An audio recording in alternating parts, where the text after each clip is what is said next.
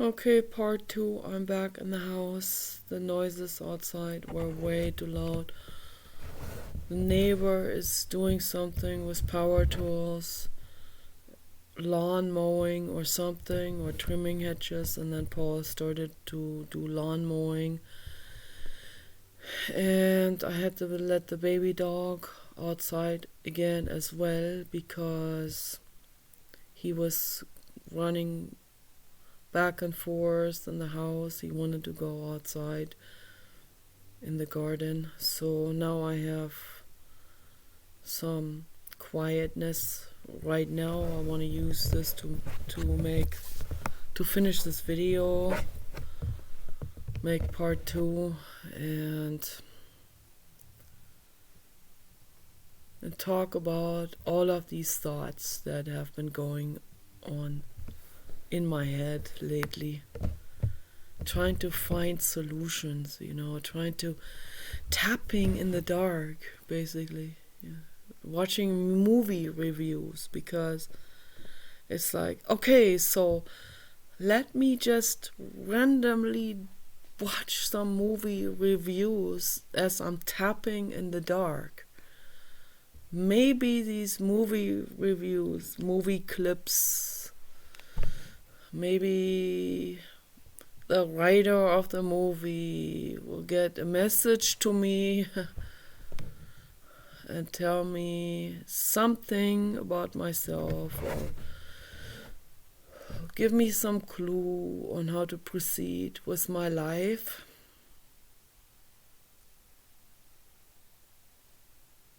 That's also why I went into the chat rooms, kind of like out of despair, like I'm tapping in the dark. I have nobody to talk to. Oh, there are people that are alive. Let me talk to them, Most people were hostile. Most are on drugs, on alcohol. Most of them seem to be sadistic. Only a few were nice. Most of them are not interested in talking to me. Matter of fact, the ones who actually talked to me were the ones that were sadistic. Those are the only ones that were actually interested in longer conversations that lasted sometimes for 2 or even 3 hours. And as time progressed, they became more and more sadistic and vicious and violent. But it was like either that situation or no communication at all with anyone. Take your pick. Okay, so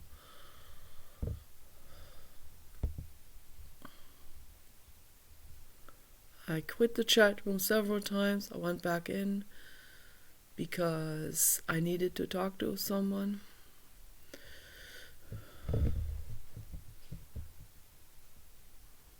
After a while, they became vicious again. Same thing. I know one thing for sure now, that the chat room is not an option for me. Okay. No matter how bad I feel. So this is not an option. This is not something I can sort of try to do when I'm not. I'm making a video. I'm making a video right now. So I can't do that. So it's not an option anymore. Just like with the drugs, like with...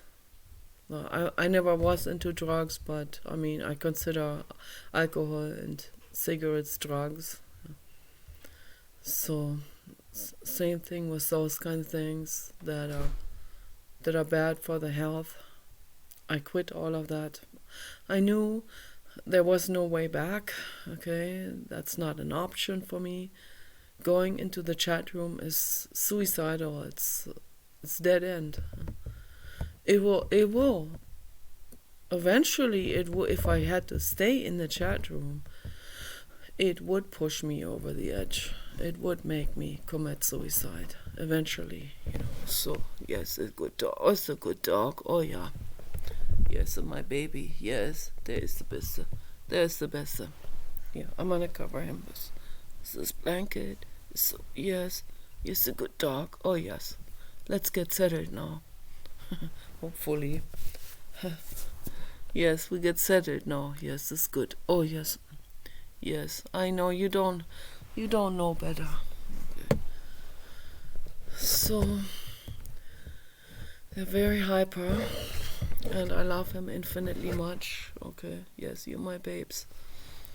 But as a lifestyle choice, no, not for me. It's not gonna work. It's not gonna work. So, to tell you the truth, I'm better off homeless than to continue in this situation any further. So I don't know what to do. We're really close now to going to the desert and looking at properties. Maybe I can make it until that, and we're going to travel in this very, very confined spaced van. That's not a full-size van. That's like, not only you have to duck down, you also have extremely limited space in there. It's a Chevy City van, has extremely limited space. This is maybe good for shopping, or like for one person to sleep in and travel in, right? Maximally. Not for two people and a dog, okay? And every time we have traveled with a dog, it was extremely difficult. And even just him and me traveling without a dog, which we did for 2 years, that was also extremely difficult. After every time I said, this was the last time, I can't do it again. Okay. So can you not really torture me with this right now, or can you not torture me with this right now? I'm trying to make a video, so is there a chance for me to make a video, to have at all any kind of peace, to even make a video? Nope. So I'm not allowed to have any kind of space at all. No space. There's no space. I'm not allowed to have any space at all for myself.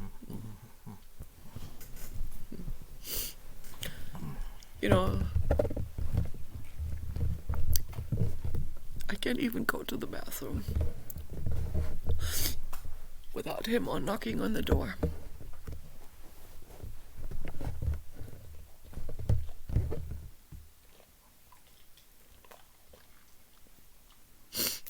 You're probably gonna laugh your head off and all of this,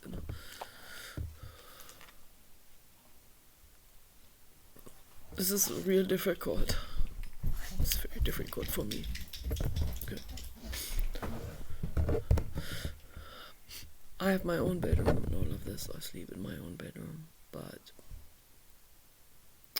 he'll get up, make real loud noises in the middle of the night.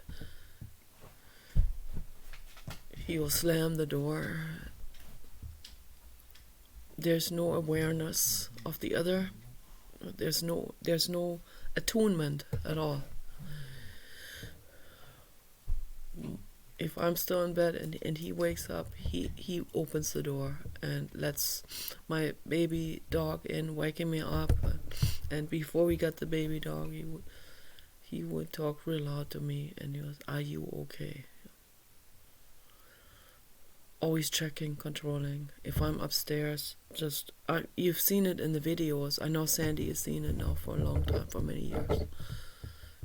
When I'm upstairs sewing or doing my artwork and he doesn't know where I am, after 5 minutes you'll hear his voice, are you upstairs? Checking. And then he can't hear me when I say yes, so then then he gets mad because he can't hear me because he is almost deaf. Then he gets mad. And then I have to justify myself, and I have to go up to the staircase, and I have to holler real loud, yeah, I am here, I'm upstairs.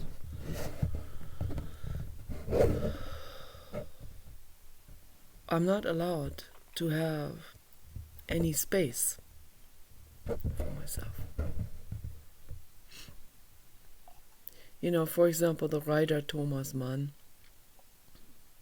refugee from Germany during the Holocaust era. They fled to California, they fled to LA, they settled there. He was working on writing every day for 10 hours per day, very concentrated on his writing, which is a form of art, so yes, that's a good talk. So my mother told me that in his household, the children, I don't know where my mother got this from, but probably from biographies, the kids were not even allowed to make the slightest noise, even in front of his door. So he had his door closed, probably even locked, to his large studio upstairs while he was writing, and the only time he came out was to eat with the family, and then he would go back into the studio to write. Nobody was allowed to make any noises in front of the door. I get it, I understand, so this is kind of extreme.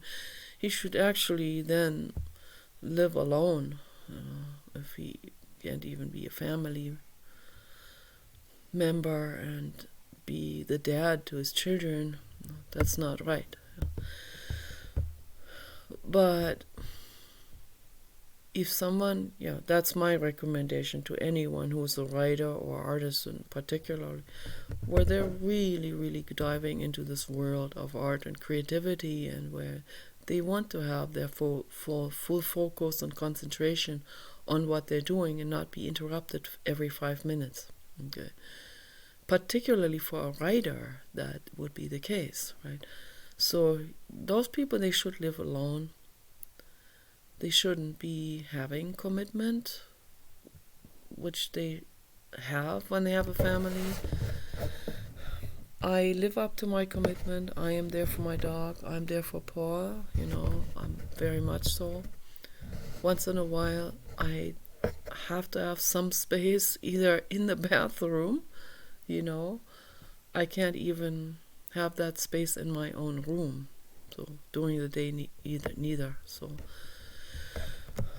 So sometimes I just go into my bathroom and maybe spend there half an hour just to have, and I sit on the toilet lid and cry, just to have some time for myself. But he will knock on the door, and he will even open the door. He would even open the door. And I blame myself for this, because it's always been like that. When I met him in LA, when I lived with him in LA, he's been like this. I rented his guest house in the beginning of our friendship, and he would cook food, and he would bring the plate of food into the bathroom while I'm sitting on the toilet shitting. Like, I'm not kidding you, I mean, I knew what he was like, and this was a persistent situation. Every day he would, and I would try to talk sense into him and say, look, when I'm on the toilet, you can't just open the door and come in, or come in with a plate of food, while I'm sitting on the toilet. This is an inappropriate situation. Can't you see that? So but he'll take offense and he'll get mad. He'll accuse me of being ungrateful. This has been ongoing, this situation with him. There's something that's not quite wired right with his brain. Extremely clingy, extremely needy, okay, to the point of following someone on their heels through life. I knew it, I knew all of this. My friend said, don't move with him. Don't move up north with him. This is going to be a catastrophe. I didn't listen to them. I did it anyway. I thought, oh, well, he's my best friend. We have the animal rights as our basis, There's nothing to complain about, right? I should be infinitely grateful. He clings, okay? He is needy. To an extreme degree. To where I have no privacy, I have no space. I don't have any space. And I always thought I was the needy person. Before that, I always was the needy person in relationships. And that tricked me even further into this situation where I thought, oh, someone else needy as me, or worse, yeah? Let's be grateful for this. Always this thing in the back of my head that I should be grateful. There are situations where we really have to evaluate it. We really have to do an introspection. We have to really evaluate the situation. You have to do an inventory on your life, on your situation. You have to really be honest, and you have to ask yourself, is this situation seriously working out? Or is this a situation where you have literally no space, not even, it goes to the point where I'm gasping for air, actually. So maybe this is psychosomatic, where the situation, this psychological anguish is actually going to my heart, where it actually makes me feel restricted, constricted, smothered, literally smothered. And then I wonder, okay, so now I'm at the very corner. I'm literally in the very corner now. I have driven this to the very corner of the room. I am cornered now. I'm in the very corner. I'm having lung problems. I'm having heart problems. I feel smothered. I feel I have no space at all.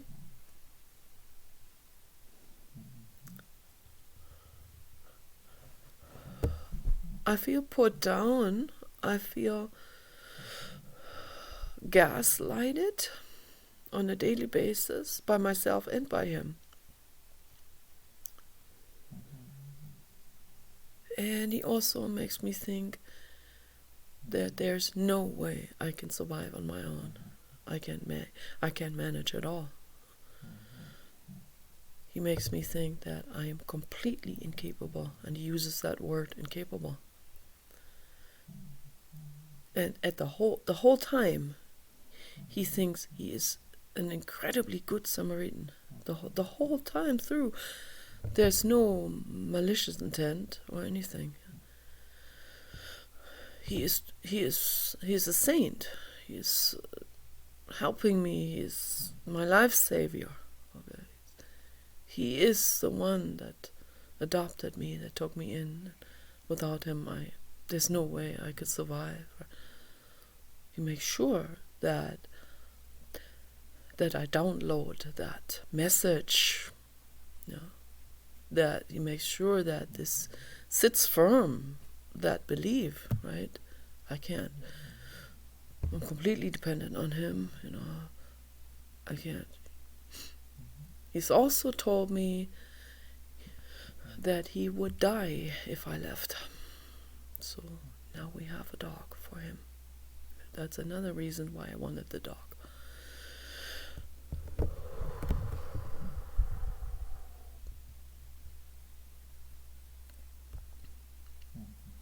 This was a critical situation, and the dog saved me through that. Okay. And I'm infinitely grateful to him. So now the dog is gonna help Paul. He already sleeps in bed with him. Okay, they're bonding, and I'm glad. And it's gonna be extreme for me to leave here. Extreme, more extreme than if we didn't have the dog, of course, It's really extreme now for me to leave here. You have no idea.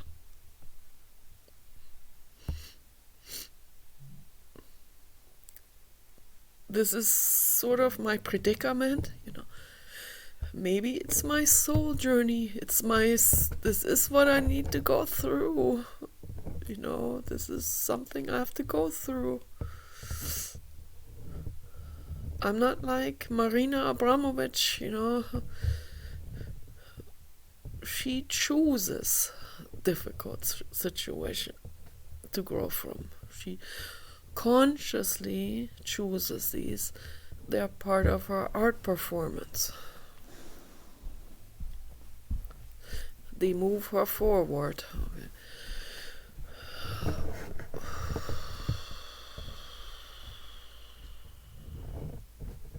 That's an amazing woman. That is not how I am, okay? I don't choose difficult situations in my existence. The soul, maybe, before we come into existence, the soul lays out some kind of plan, This is your life, that you're gonna live, and this is how this mind and the soul is going to grow. Once we're in existence, we're not aware of it. Because if we were aware, we would probably right away oust ourselves, because we do not want to experience that. No, we don't. If somebody could have done a live review on this life while I'm, let's say 10, somewhat cognitive already, and played this like a quick clip movie review and said, this is your life, it's you're gonna live, I'm gonna say, oh, show me the next euthanasia clinic. I'm signing up. I'm going there as fast as possible.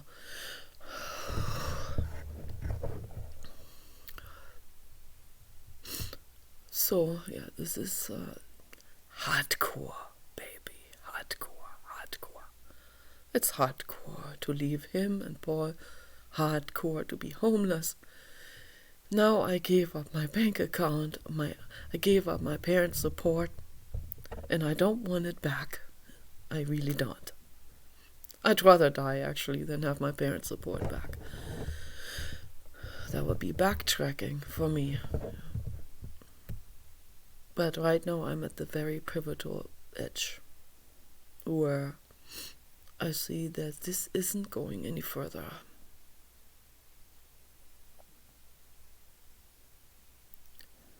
Traveling with him again, and the dog now suffering, with his feet falling asleep because of diabetes, in that short man, with me having claustrophobia, And then having to worry about the dog on top of this whole situation, the dog being squished between Paul's legs, and then he might even kick, and dogs suffering, they can't sleep very well. No.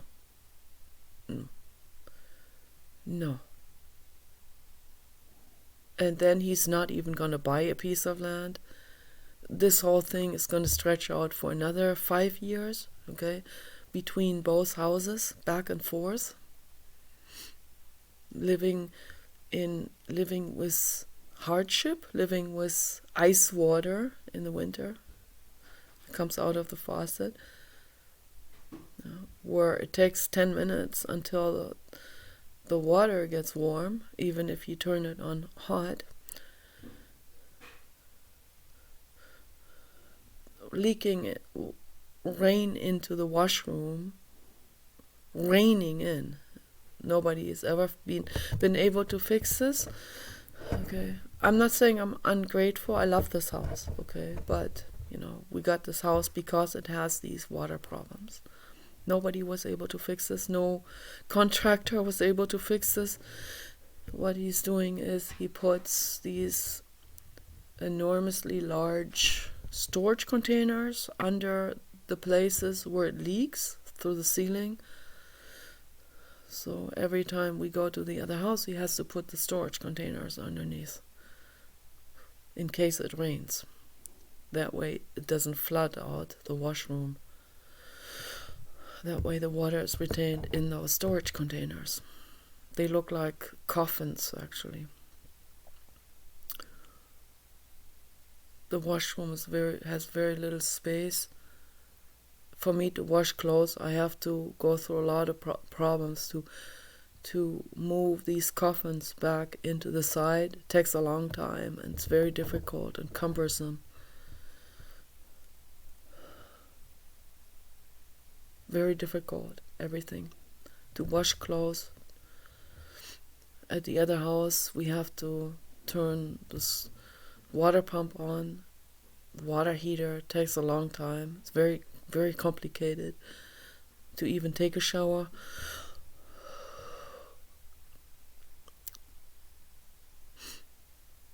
In the winter time, it gets so cold in here, it becomes like it's between 50 and 30 degrees. In this living room, in the middle of winter, like December and January, okay, it's so extremely cold. I had so many bladder infections because of Paul, I can't count it anymore, more than 20. I knew all of this, okay, so that's why I take accountability for my life, okay. I knew this. I knew what he's like, it's kind of like Tony Robbins, I think, was telling about this.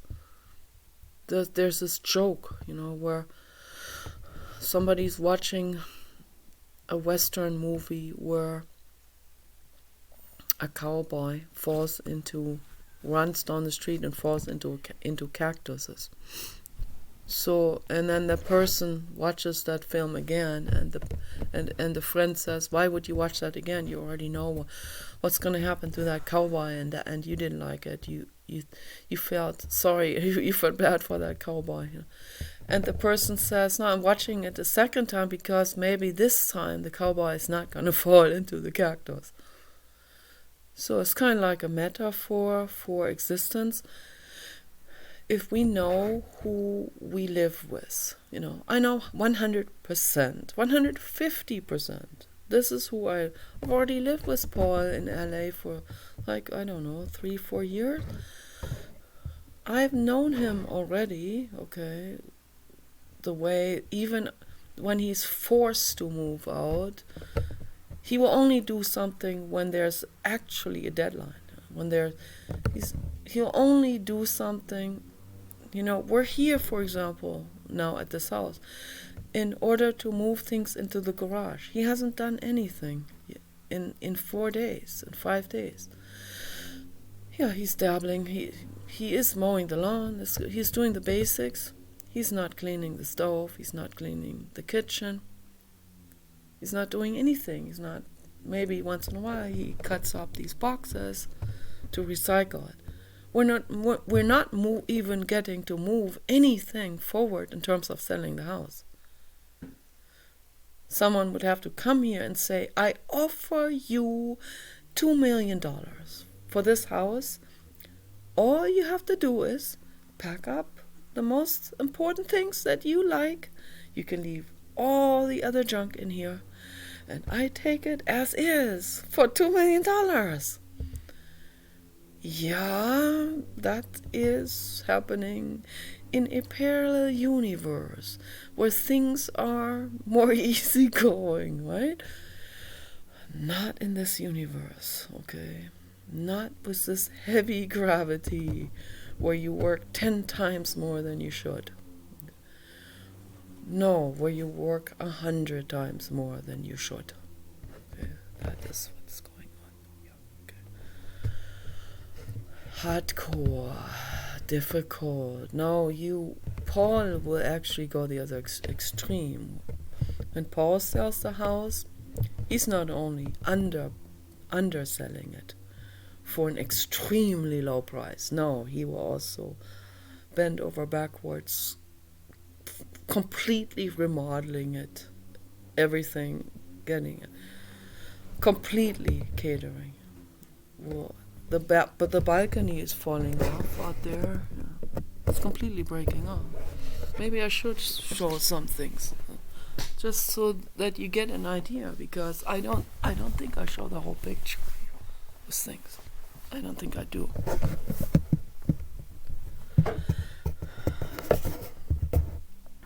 Okay, this needs to be red taped.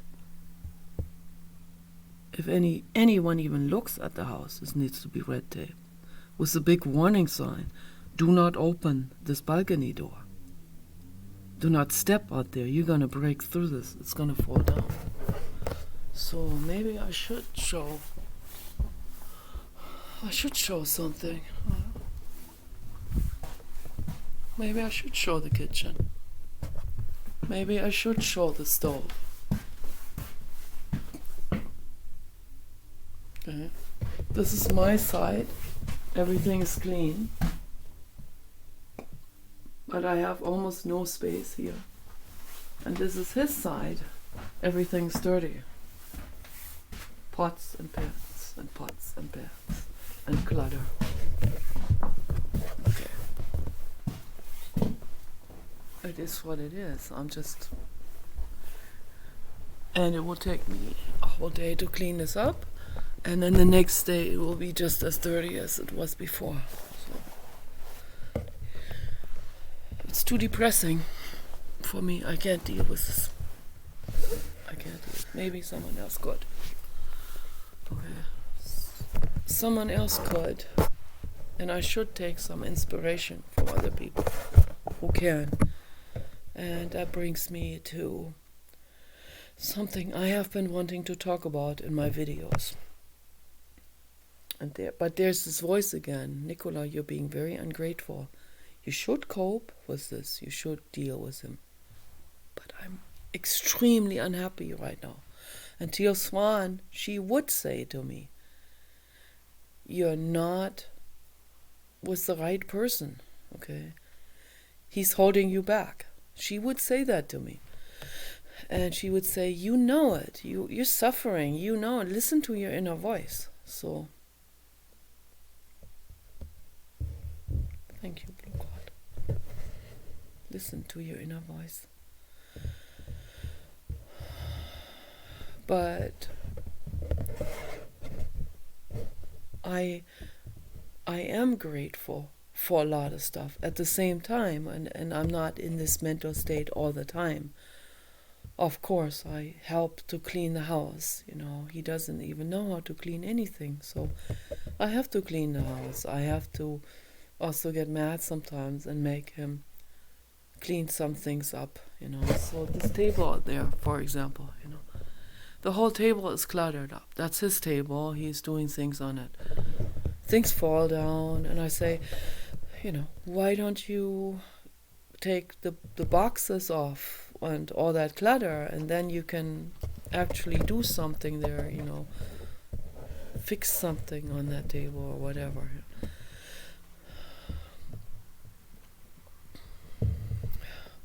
All of this makes me claustrophobic and makes me have breathing problems. And it's a huge struggle. So huge struggle. If I wasn't here, if I wouldn't live here, this whole house would become cluttered up with cardboard boxes to the ceiling. Everything would clutter up this. So that's another thing why I'm absolutely terrified of going anywhere and leaving my baby dog here behind with a man whose brain is completely a complete mess, right? Your outside is a reflection of your inside. So I don't know if I can. I don't know if I can leave. I'm just saying this is what I want to do. This is what I feel like doing. I'm realistic. I've been at this space many times where I ended up not being able to go.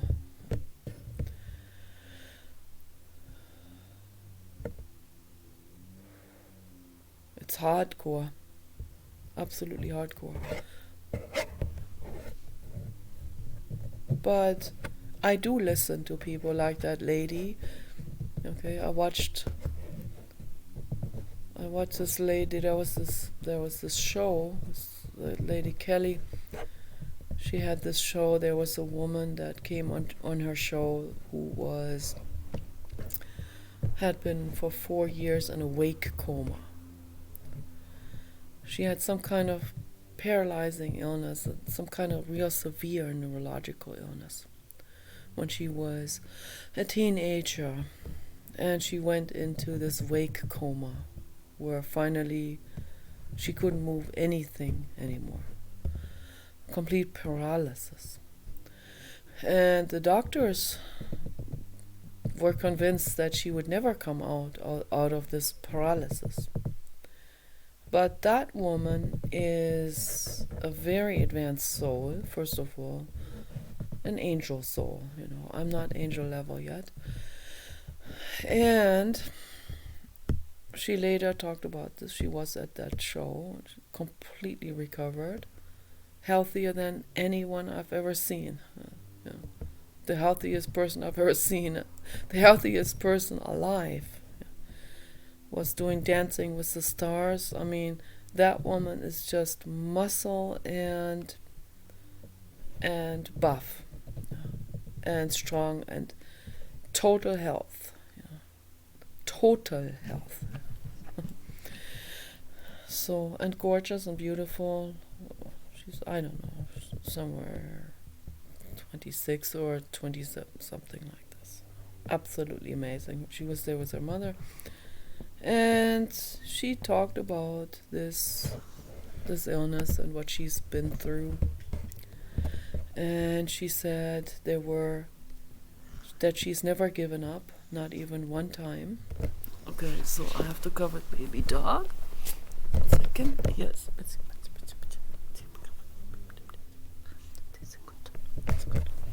Okay.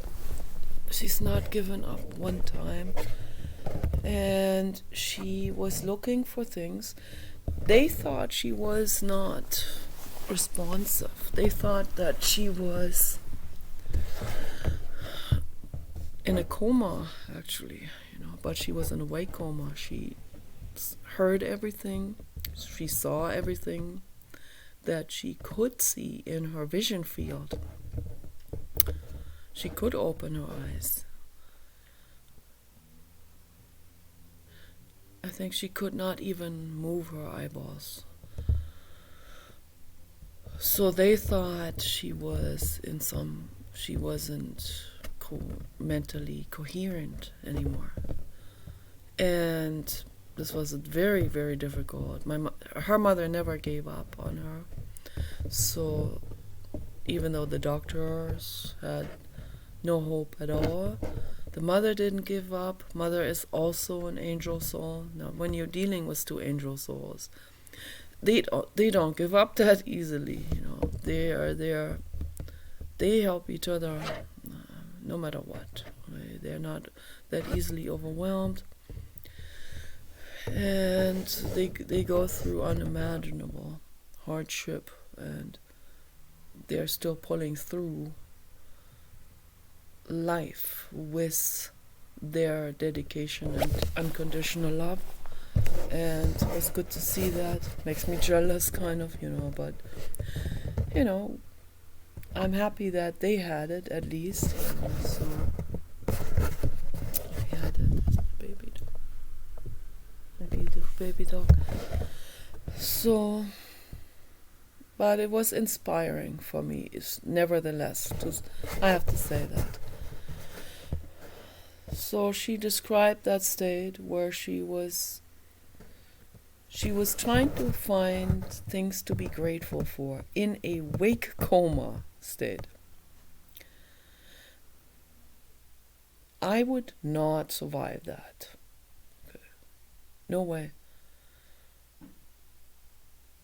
No way. I would not survive that. Couldn't. My mother would give up on it as well, so my mother would probably not even continue to visit me. No, I don't know, but I don't think she would. My dad wouldn't even come to visit me one time, so maybe my brother would come to visit one time or two. My mother's sister would probably visit me more than that, maybe 5 times, until they all get so incredibly depressed over that situation, and they'll just let me stay there on life support and try to forget about it, get it out of their minds. That's what most people do. They wouldn't even put that being out of misery. They're just, let me forget about it. Like, I don't see anything, therefore there's no problem at all. 'Cause I don't see a problem, there is no problem. Okay, so that's how most people are. That's not how I am, If I saw someone on life support like this, and if the doctor told me, and I don't know how long I would make it visiting, and I think I would be very quick to say, let's pull the plug. Very quick. I'm a euthanasia kind of person. That has to do with my own being overwhelmed, with my mental illness also. Having been an antinatalist for many years, not anymore, but still, of course, leaning in that direction, has to do with my mental illness. I'm not saying that antinatalism is in itself mental illness. It's not. It comes from compassion. Okay? But most people who are antinatalists are suffering from severe depression. There's no doubt about it. But they're reasonable in the sense that they wouldn't put a child into the world when they are suffering from mental illness. So most of the antinatalists, fruit flies in here, most of the antinatalists are compassionate. Way more compassionate than the average population. So, fruit fly. Okay, that's very annoying. So, yeah, but I liked that lady. She's like nothing like me. Okay, like I'm nothing like her. She is as different to me as it gets. Like almost opposite extremes in terms of gratitude and powerhouse, pulling life through, making it work, finding solutions. I'm like the opposite of that. I see she's a compassion person, I'm a compassionate person. That's probably the only thing we have in common. That's a good thing to have in common, okay? But she did give me some, I don't know if it's comfort really very much, because I know I'm not like that. And I can never be like this. I'm not kidding myself and thinking I could ever become like this, okay? But she did give an inspiration to some degree, like at least some kind of reminder. There's always something to be grateful for, even in a wake coma. And it was that gratitude that she felt. That gratitude was her power. Gratitude is power, baby. You know. Gratefulness is empowerment of the highest degree. We can't always be feeling grateful, okay? Sometimes we have to accept we feel sorry for ourselves. Sometimes we have to accept this is how I feel right now, okay? But when we come back out, we can look at it from the sky perspective and we can say, there's always something to be grateful for, and there's tons of stuff for me to be grateful for in my life. Of the overall situation is not where I want to be. I have to become 100% radically honest about this whole thing. That's the inventory of life, you know. There are things to be grateful for, okay, this, and this, and this. My baby dog, okay, saved my life. I love him. I love cuddling with him. Paul cares about me, although he is unempowering, trying to unempower me. Okay, he's trying to, and he is not aware of it. Okay, he thinks he's only helping me. So this is all driven by his fear of being alone. These are unconscious mechanisms. He tends to anosognosia, he tends to denial. That's also what makes me worry about his mental state, you know. Someone who tends to do denial, they can easily become demented later on in life. Denial causes dementia. It's very dangerous, actually. My mother is there. Okay. My mother, Ronald Reagan, many other people that ended up like that. Very bad. I do not want to end up like that. I never want to lose my brain. I never want to become unfocused or unsharp. The sharpness of mind has yin and yang. It has plus and minus. You see stuff that's painful, okay, in the world also. If you can't duck away into denial or anosognosia, you suffer with that what is. But I would much rather suffer with that what is and see what's happening. I see what's going on wrong in the world in order to try to brainstorm and come up with a solution than being in a vegetative state. I don't see the point of even existing in a vegetative state. So that also loops me back to the euthanasia right there. So I don't know about that girl, about how she views things. I have the feeling she's probably very religious also. But her finding gratefulness, that is something that did not come from the religion itself. Her dedication to make it through this state, I don't think, this kind of religion also adds to it, but it adds to they're forcing themselves then, those people, out of the religion. but she didn't seem to be forcing it. That came out of her passion, real passion and gratefulness and all of this. So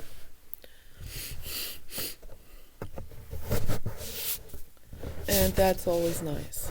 But overall I got the impression that she and her mother, they're probably religious.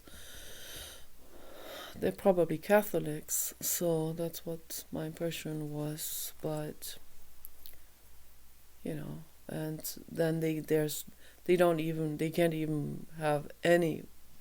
They're not even allowed to mentally go into a direction of antinatalism or giving up on something or pulling the plug on a life support system or something like this. There's no way, just because of the religion itself. So then it is a contrived, fake type of, forced type of yes to life situation, and I reject that mental state. So I reject denial. I reject religion, because religion is a form of denial. It's a collective mental illness and denial. I am a realist. I want to be a realist, but I want to be a reasonist. A reasonist more than a realist. So realist in terms of I assess the situation. I want to weigh it off, do an inventory. Okay, do I want to live like this for the rest of my life with that person? Or do I have something else to give in this living existence? I had to do this inventory many times over. Okay. On my own, also talked about this in my previous videos.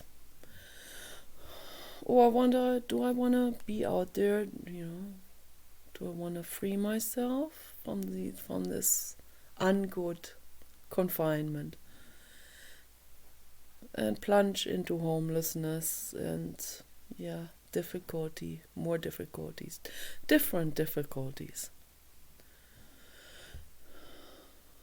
Plunge into the unknown, which is very, very scary for a person like me to do. Extra scary, because I'm not a risk taker, I'm the opposite. For me, it's extra difficult to do this. Be out there on my own, having seen, Jeffrey Epstein and these kind of things. Very difficult. I mean, I'm not saying that there's the Muslim Gestapo already waiting out there for me in order to sell me into some kind of snuff movie or whatever.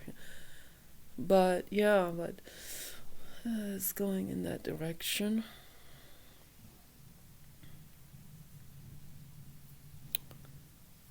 So it's this unknown with all the unbelievable spookiness and creepiness that's out there. The spookiness on the incredible insanity that's out there because of people's egos, because of total unconsciousness about how they are, how they think, how they feel. That's why I feel the urgency of making these videos. It took me a long time to even make free-flowing videos. I couldn't even do that. That was enormously difficult to even come to that point.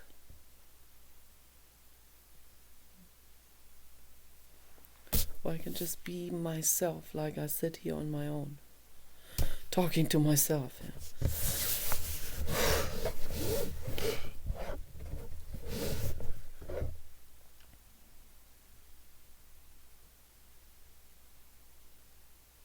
But that lady, looking for things to be grateful for, that's power. And that power empowered her immune system and total persistency, and then she started to And then when her mother was getting frustrated and so sad, and she wanted to hold her mother, and she couldn't because she was paralyzed.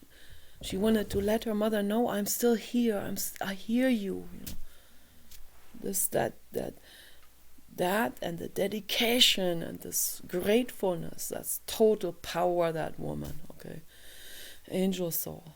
Okay, so she was finally able to stare at her mother. Just stare at her like it was.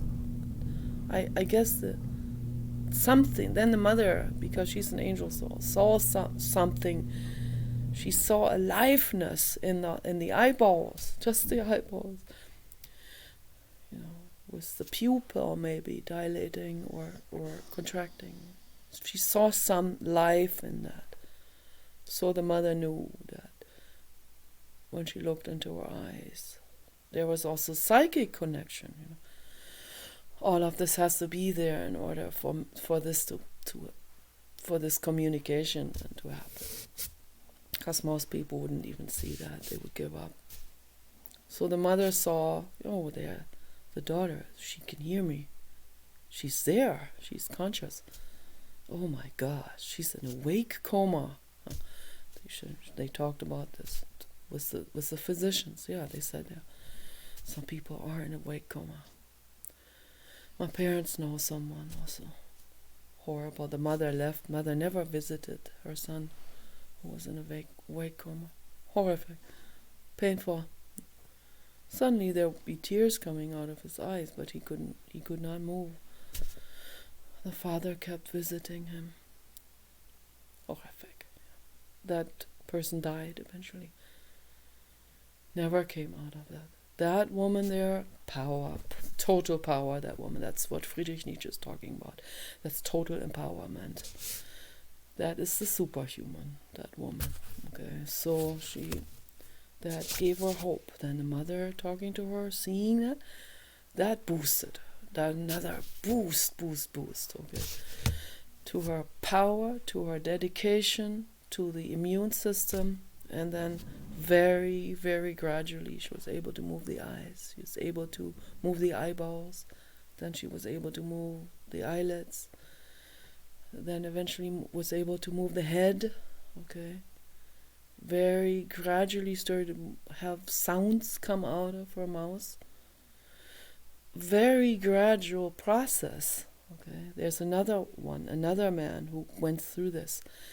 He fell off the roof. He was paralyzed from the neck down. He could still talk though. His head was still functioning, but he was paralyzed from the neck down. And he blamed it on his wife and his mother-in-law, and wouldn't allow them to come into the room to visit him, and they were pissed. But he said, I'm through with them. Because I was working my ass off for these people and falling off the roof, and I don't even want to see them now. And he wrote a book about this called On the Way into the New Dimension.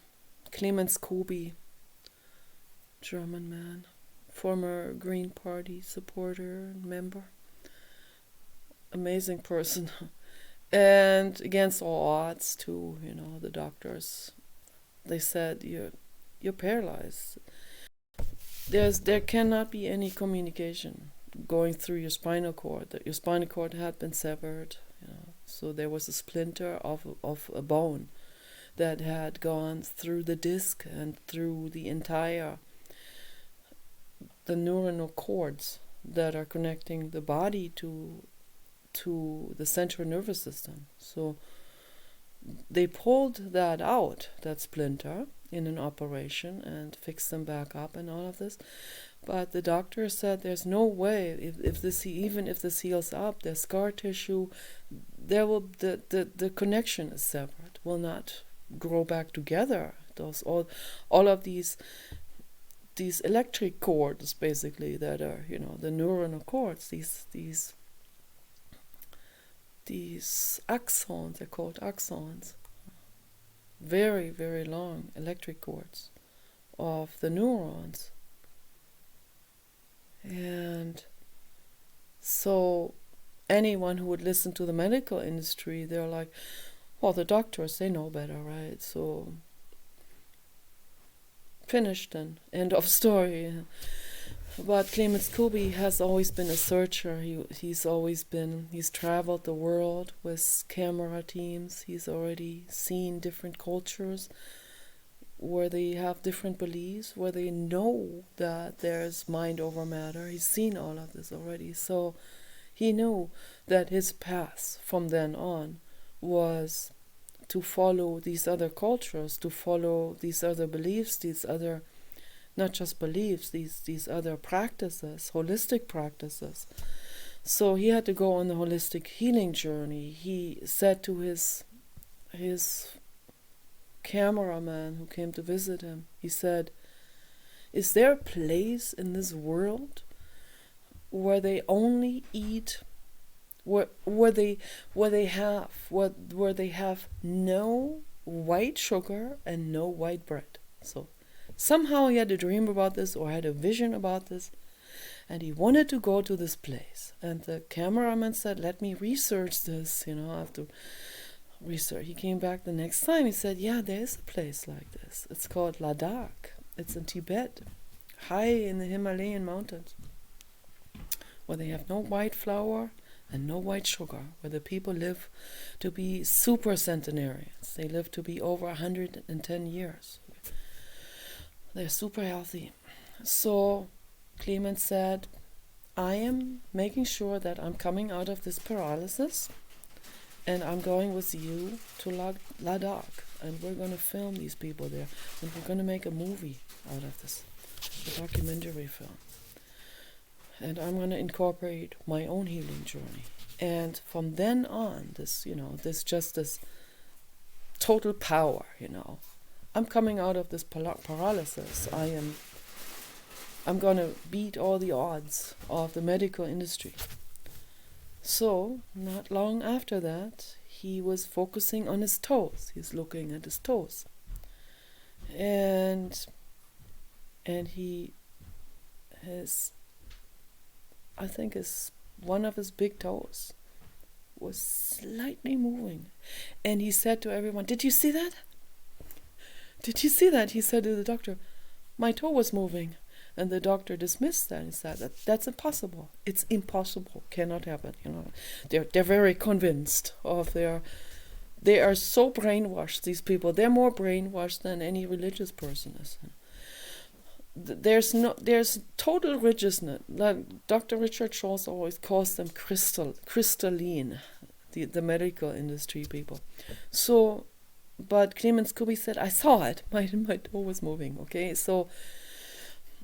And then the next day he was able to move the toe more, and the other people were able to see it. Okay, and then the doctor was still in denial, and then he was able to wiggle the toe, and then he was able to wiggle all of his toes, and the doctor could not be in denial about it anymore. So the doctor actually got mad about this, because that goes against his ego, that he is able to beat the odds of that what the doctor has downloaded his entire youth and in medical school, that's his diploma on the wall. He identified himself with that. Oh my goodness, this is a threat to his ego.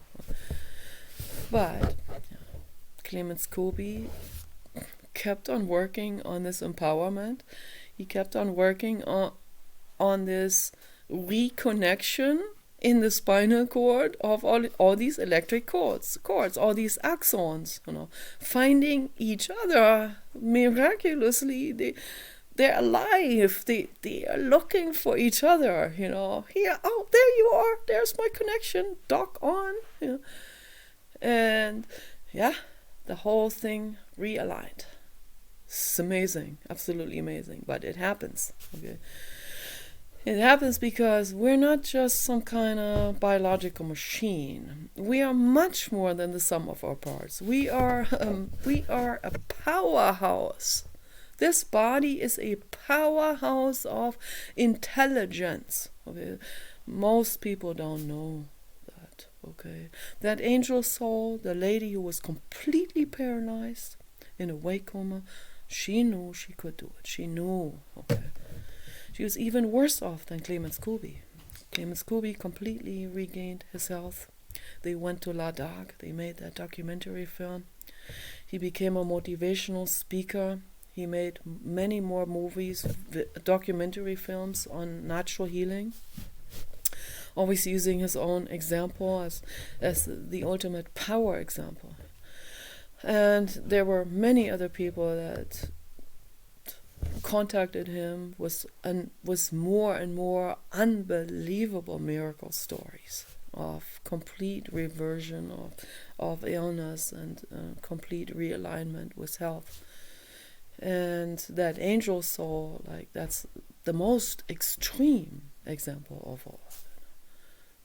For a person to be in a complete wake coma, to find gratitude in looking at things in the room, in a hospital room even, so find gratitude when the mother comes, looking at her, gradually finding the solution, finding the way forward, moving forward, step by step, moving her way. This kind of bothers me right now. Do you need to get by? Or do you need to walk past me now? You need to walk past me or something?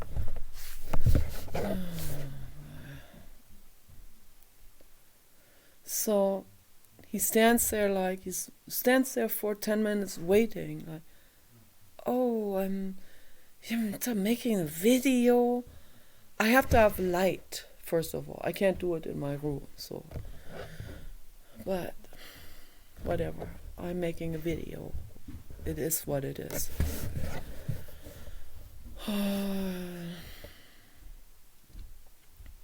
This is important for me, I'm not very nice to him right now. I'm annoyed.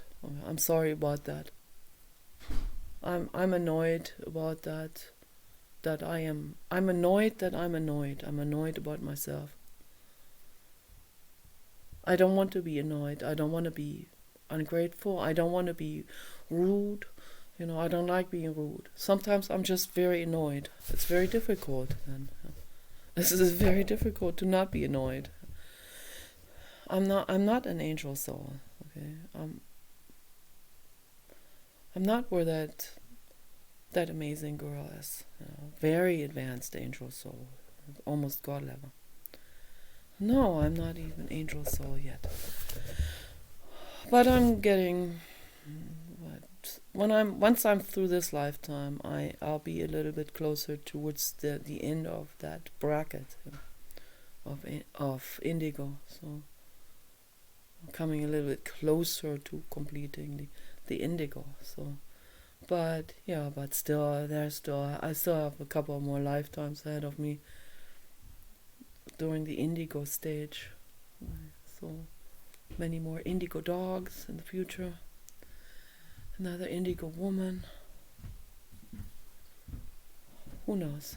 So hard to imagine to become a man in a future lifetime. So I know I have been men in my past lifetimes, okay?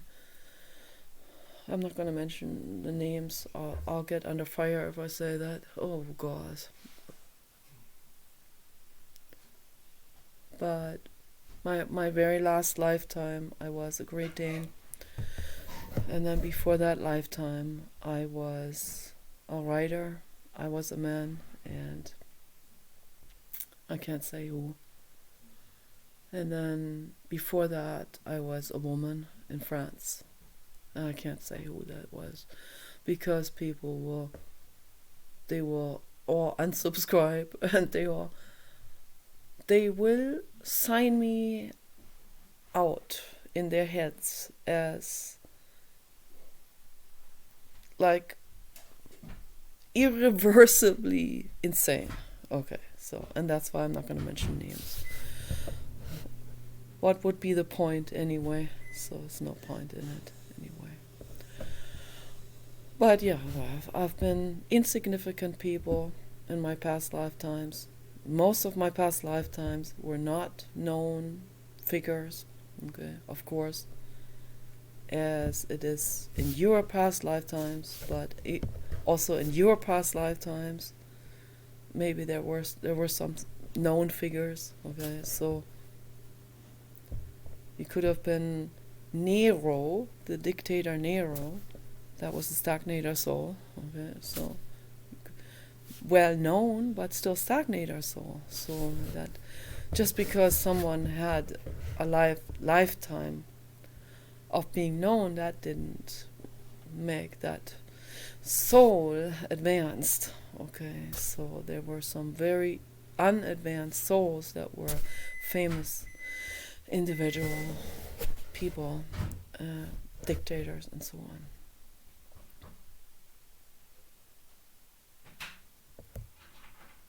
I don't know if I've ever been a dictator in my past life. Probably way back, yeah, way back, way back. So, but I can't even. And these are intuitive thoughts. Okay. These are all intuitive thoughts. They stand in contradiction to science information that I have learned so far.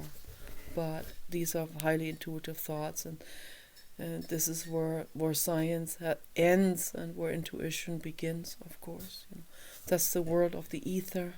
Okay, science at least acknowledges that the world of the ether exists. Okay, so I'm glad that science has made it so far. Okay, that is, the ether is even. The ether is when the subatomic particles become more and more and more broken up into smaller and smaller subatomic particle pieces that are no longer they're actually no longer solid. You can't describe it as solid anymore. It's energy. Okay, that's when it becomes the ether, the world of the ether. That's Helena Petrovna Blavatsky talked about that. Okay, so but I don't want to get too far into that. So coming back to this existence here and right now here, okay, I have to first of all acknowledge where I'm at. I can't. Also, when someone says you must be grateful, or if someone says, hey, I made it through, you can too. That is easy for an angel or God level soul to make it through a wake coma. I seriously doubt that someone who is an indigo or light worker or anyone who is not on that level of angel soul is gonna make it through this. So, but it's still nice if someone tries to give someone else an inspiration. That's always good to do. It's always worth trying, of course. So I can only say, okay, I make an assessment on my life and my mind. This is where I'm at. I'm an indigo soul. I'm struggling. I am here with the wrong person. Okay. I am suffering every day. Okay. In terrible, terrible agony and misery. I'm also terrified of making the plunge out of this situation. Nobody comes here with a golden platter and says, I'm a multi-billionaire, give me your hand. I adopt you and I rescue you out of this misery. No. There aren't that many billionaires. There aren't even that many millionaires. Okay. And there are certainly not that many millionaires or billionaires who would say, come, I rescue you from your misery. No, they have their own lives. They don't even know I exist. I haven't even crossed any path with them. And if they did, they'd look at me like, wow, that lady doesn't know how to take care of her health. I want nothing to do with that. or why does she have such a terrible haircut? Makes no sense. Let me move on. Next. So yeah, it's like there aren't very many docking points, right? Between my existence here and someone like, let's say, Richard Sagian or whatever. Whatever famous or successful person out there. So, and even if I met them and I would say, please, please, I'm like, I'm a dog in the dog animal shelter, please take me home. He would say, oh, there are so many of you, I don't know who to pick. Or let me just pick someone who's successful because I have more in common with her, right? So it's not exactly the same as going into an animal shelter, obviously. I'm not going to pick a successful dog just because I'm more successful in this or that way. I have figured out a math problem successfully while he can't. So now I can't adopt him because he hadn't figured out. No. So obviously it's a different situation. We took him because we felt sorry for him and he crawled into my lap and he just begged us to take him.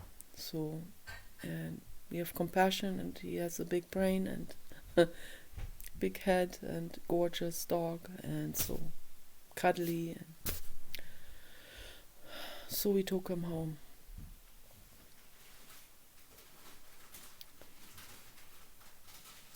The situation still remains, I'm still with the wrong man, and also a Staffordshire dog is not the right dog for me. So I have to somehow figure out what to do with this situation, and I don't know how to do it. This is a long, winding video of I don't know what to do. But anyway, I might end the video. Maybe I'll make another one tomorrow. Peace and love for all living beings.